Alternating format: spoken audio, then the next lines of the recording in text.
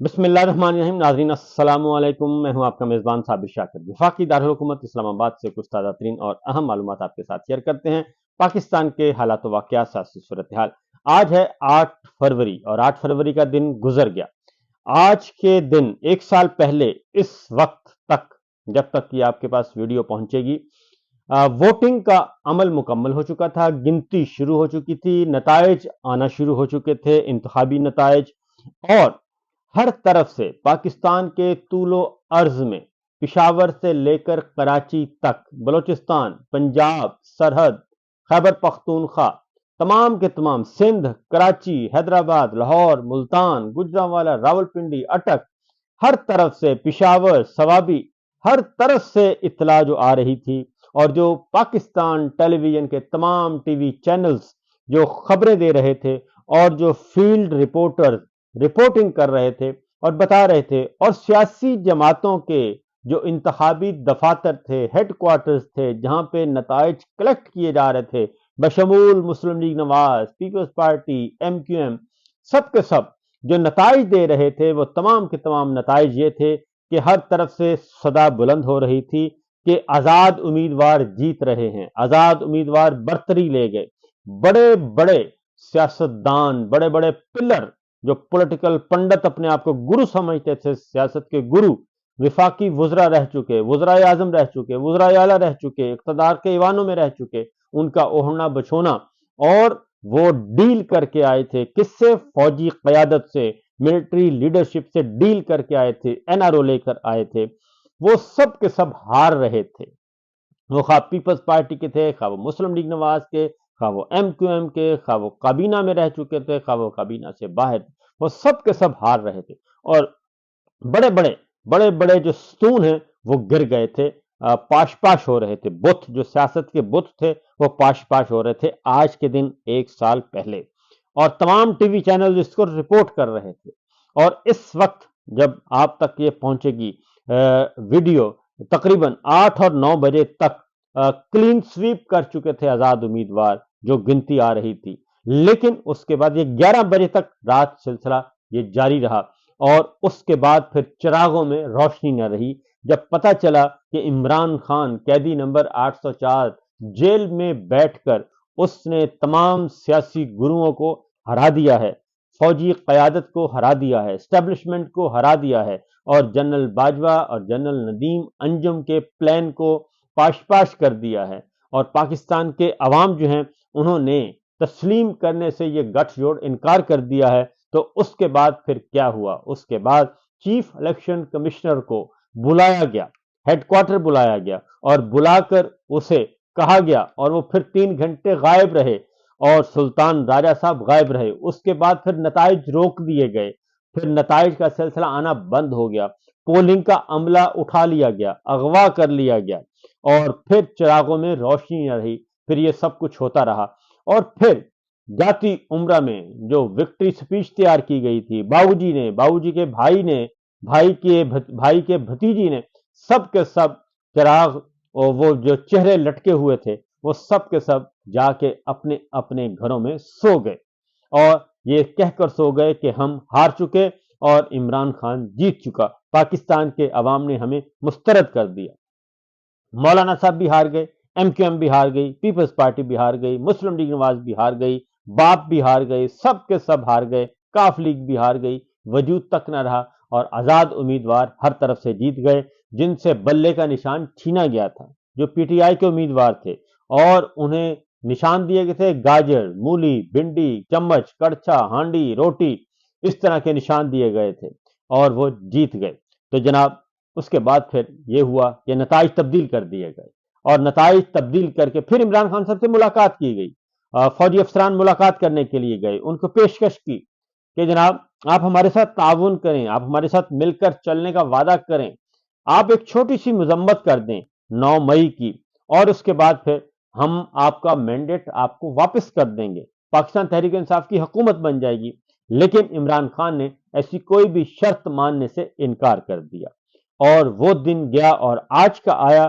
فسطائیت پورے زور شور سے مسلط ہے، اور فسطائیت غیر جمہوری ہتھ کنڈے، غیر آئینی اقدامات، قانون کو توڑنا، قانون شکنی، آئین شکنی، غیر آئینی ترامیم ہر روز کیا جا رہا ہے۔ 1 سال ہو گیا اور 1 سال سے پاکستان میں ناجائز حکومت، ناجائز حکمران، الیکشن چور، مینڈیٹ چور مسلط کیے گئے ہیں اور ان کو دن رات سلوٹ کیا جاتا ہے۔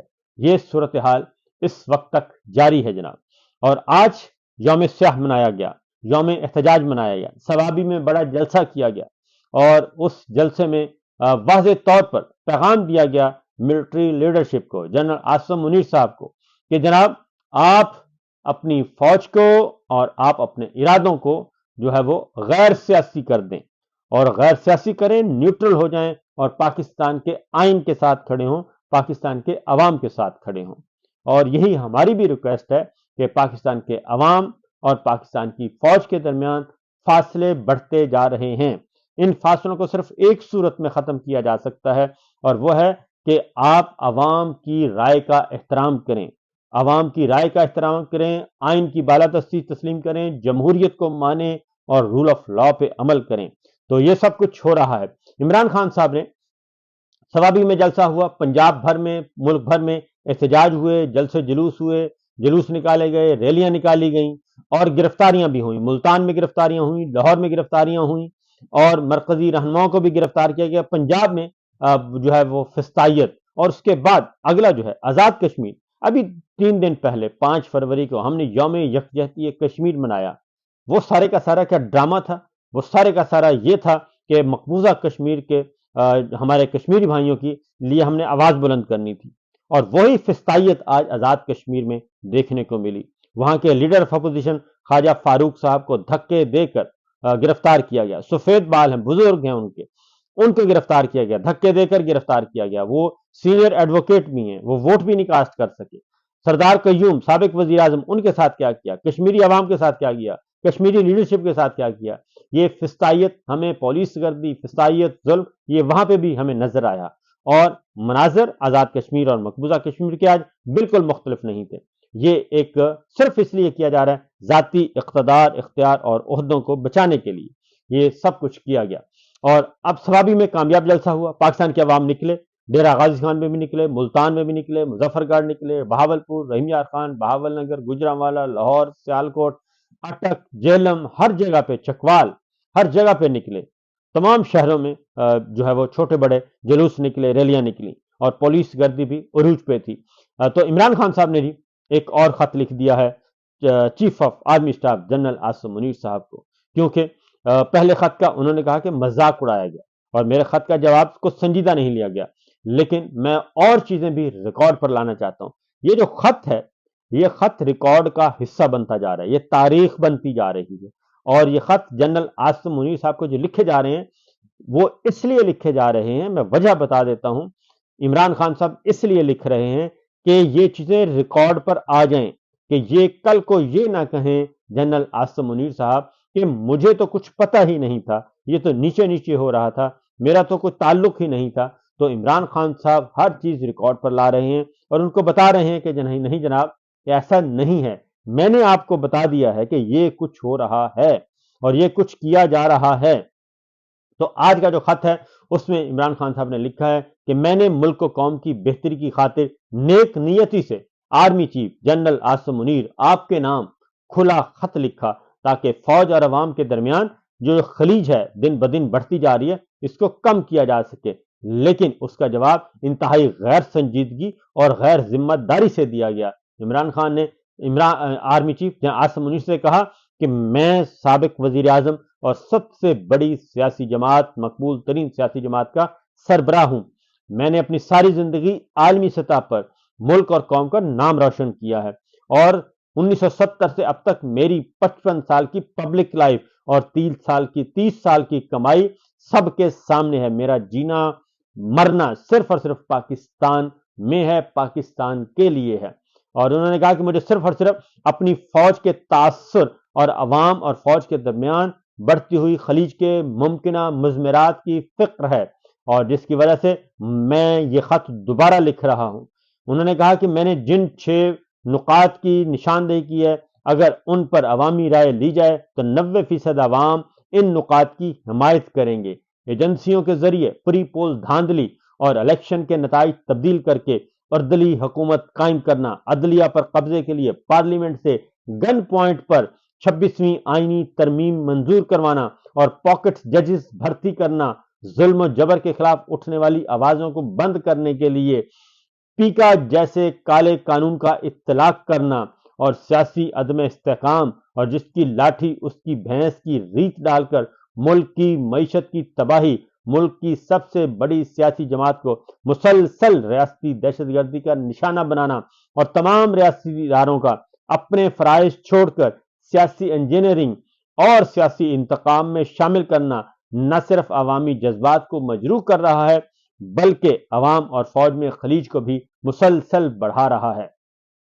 فوج ملک کا ایک اہم ادارہ ہے، مگر اس میں بیٹھی چند کالی بھیڑیں پورے ادارے کو نقصان پہنچا رہی ہیں، اور ایسا ہی ایک شخص اڈیالہ جیل میں بیٹھا کرنل بھی، جو جیل کے سٹاف کو کنٹرول کرتے ہوئے نہ صرف آئین اور قانون اور جیل مینول کی دھجیاں بکھیر رہا ہے بلکہ انسانی حقوق بھی پامال کر رہا ہے۔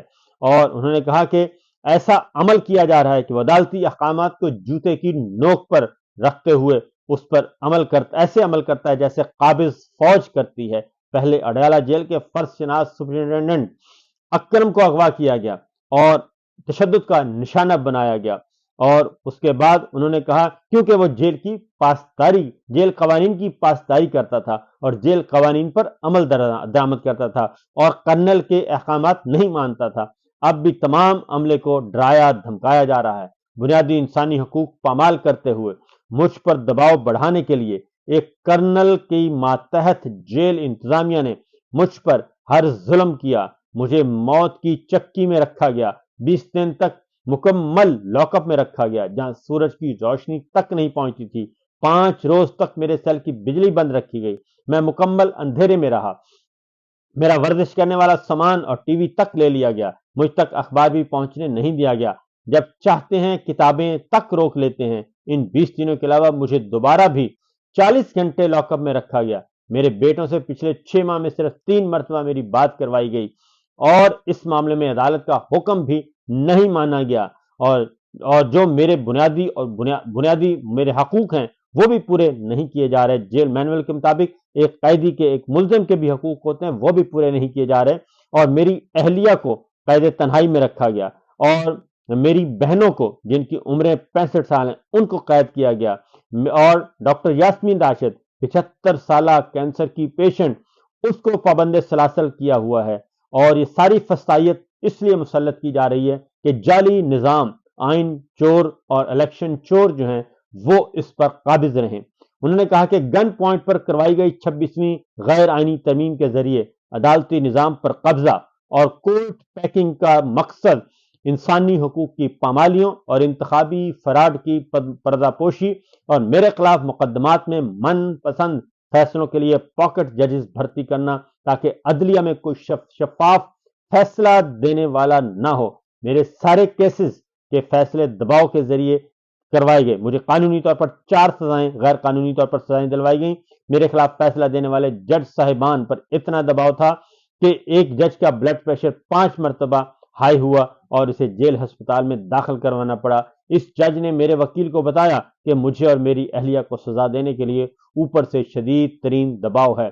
9 مئی اور 20 نومبر کو ہمارے نہتے جمہوریت پسند کارکنوں پر ظلم و تشدد کی انتہا کی گئی، پرامن شہریوں پر سیدھی گولیاں چلائی گئیں، سیاسی انتقام کی آڑ میں 3 سال میں لاکھوں شہریوں کے گھروں پر چھاپے مارے گئے اور ہمارے 20,000 سے زیادہ ورکرز اور سپورٹرز کو گرفتار کیا گیا اور سینکڑوں کو اغوا کر کے تشدد کا نشانہ بنایا گیا۔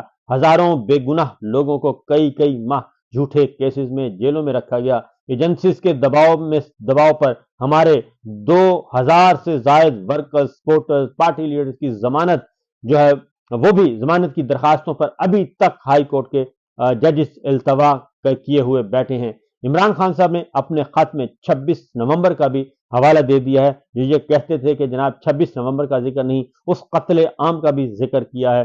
عمران خان صاحب نے کہا کہ ہماری خواتین کے ساتھ انتہائی شرمناک سلوک کیا گیا، اور شرمناک سلوک پاکستان کی تاریخ میں کبھی सियासतदानों की घरेलू खवातीन पर इस तरह निशाना नहीं बनाया गया जिस तरह अब बनाया गया है। और उसके बाद उन्होंने कहा कि नबी करीम सल्लल्लाहु अलैहि वसल्लम के दौर में औरतों, बुजुर्गों, बच्चों को तंग नहीं किया जाता था। हमारे दीन का हुक्म ना तो ये है कि जिन जंगी हालात में दुश्मन की औरतों और बच्चों से भी बदसलूकी ना की जाए, और यहाँ अपनी अपने हमवतन माओं, बहनों, बेटियों का लिहाज नहीं रखा गया। ये सब हमारी रिवायात के मनाफी है और इसकी वजह से अवाम में फौज के खिलाफ नफरत बढ़ गई है, जिसका सद्जवाब बर वक्त हो जाए तो ये फौज और मुल्क दोनों के हक में बेहतर है। और उन्होंने कहा कि मुल्क कौम दोनों के हक में बेहतर है, वरना इस सब से नाकाबिल तलाफी नुकसान पहुंचेगा। पीका जैसे काले कवानीन के जरिए सोशल मीडिया और इंटरनेट पर भी कदगन लगाई गई और इसकी वजह से पाकिस्तान का जीएसपी प्लस खतरे में है और इंटरनेट में खलल की वजह से अरबों डॉलर का नुकसान हो चुका है। हमारी इंडस्ट्री तबाह हो चुकी है और नौजवानों का कैरियर जो है वो मुस्तकबिल दाव पर लगा हुआ है। चंद अफराद की ख्वाहिशात पर अवामी मैंडेट की तौहीन, ऐसे सियासी अदम इस्तेहकाम की बुनियाद रखी गई जिसकी बदौलत मईशत का बुरा हाल है और सरमायाकार और हुनरमंद अफराद मजबूर हो गए हैं कि पाकिस्तान छोड़कर अपने सरमाए समेत तेजी से बैरून मुल्क मुंतकिल हो जाएं। मुआशी अदम इस्तेहकाम अपनी इंतहा पर है, ग्रोथ रेट सिफर है और पाकिस्तान में सरमायाकारी ना होने के बराबर है। हमारी सारी फौजी कौम, हमारे फौजी पाकिस्तान के लिए कुर्बानियां दे रहे हैं। दहशतगर्दों के खिलाफ जंग में कामयाबी के लिए जरूरी है कि कौम फौज के पीछे खड़ी हो, लेकिन अफसोसनाक अमर यह है